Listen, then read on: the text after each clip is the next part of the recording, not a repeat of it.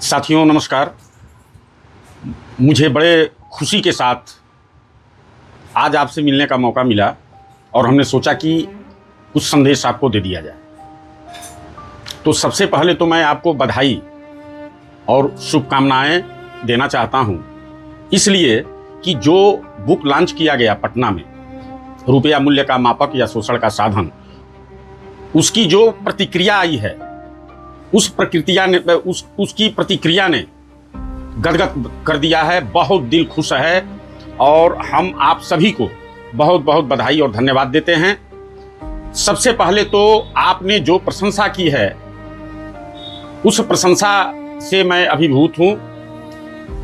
और जैसा आपने बताया है, बहुत से लोगों ने कहा है कि ये बुक आने वाले समय में ये बहुत ज़बरदस्त पूरे देश में फैल जाएगा। तो यही बात मैं भी चाहता हूं कि ये बुक पूरे देश में प्रत्येक घर में जाए, क्योंकि यह बुक एक साधारण बुक नहीं है। ये वर्षों की तपस्या से निकली हुई वह अमृत है जिसे आज हमारा देश बिल्कुल भूल चुका है, जानता ही नहीं है। आज वो गुलामी को ही आज़ादी मान बैठा है, जबकि सत्य यह है कि आज हम आर्थिक गुलाम हो चुके हैं। तो ये बुक जिस तरीके से सफलता की परचम लहरा रही है और जिस तरीके से यह दिन दुना और रात चौगुना आप लोगों के बीच यह प्रसारित हो रहा है, तो इसके लिए हम समस्त कार्यकर्ताओं को बधाई देते हैं कि आपकी मेहनत बहुत रंग लाई है। और मुझे लगता है कि कुछ दिनों के बाद ये बुक शायद बहुत ज़्यादा मात्रा में आपके बीच जाए और आप बस एक ही काम करें कि जो जनता है उसको जागृत करें, उसको बताएं कि यह बुक वास्तव में एक पठनीय है। यह रुपया मूल्य का मापक या शोषण का साधन ये घर में सहेज के रखने वाली चीज है कि आने वाली पीढ़ियों को भी इससे अवगत कराया जाए, क्योंकि यह लूट बहुत पुरानी है।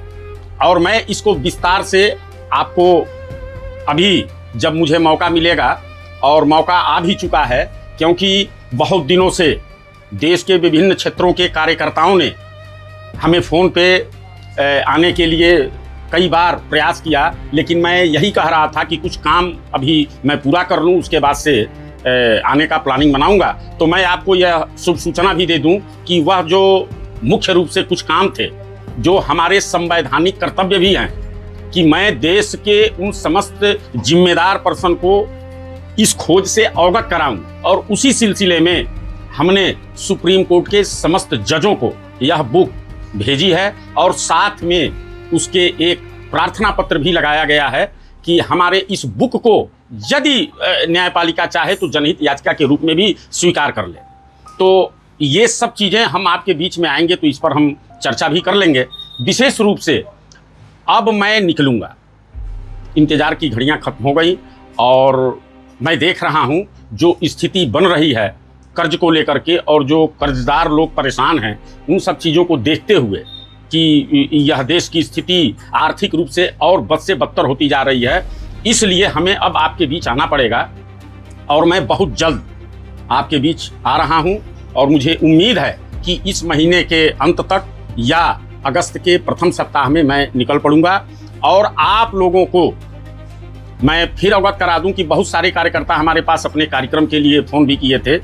दो लोगों से संपर्क कर सकते हैं, एक सोमदेव आर्य और दूसरा नरेंद्र सिंह, क्योंकि ये प्रोग्राम की रूपरेखा यही लोग बना रहे हैं। तो हम चाहेंगे कि जिसको भी संपर्क करना है यह इन दो लोगों से संपर्क कर ले। अगर हमसे भी संपर्क करना चाहे तो कोई बात नहीं है, मैं इसलिए इन दो नामों को बता रहा हूँ कि इन्हीं के द्वारा ये रूट और ये सब चीज़ें बनाई जाएंगी। तो विशेष रूप से मैं आपसे ये कहने वाला था कि अब मैं आपके बीच आ रहा हूं और जो भी संवाद होंगे इस रुपये के विषय पर अब आपसे मिलने के बाद वहीं होंगे।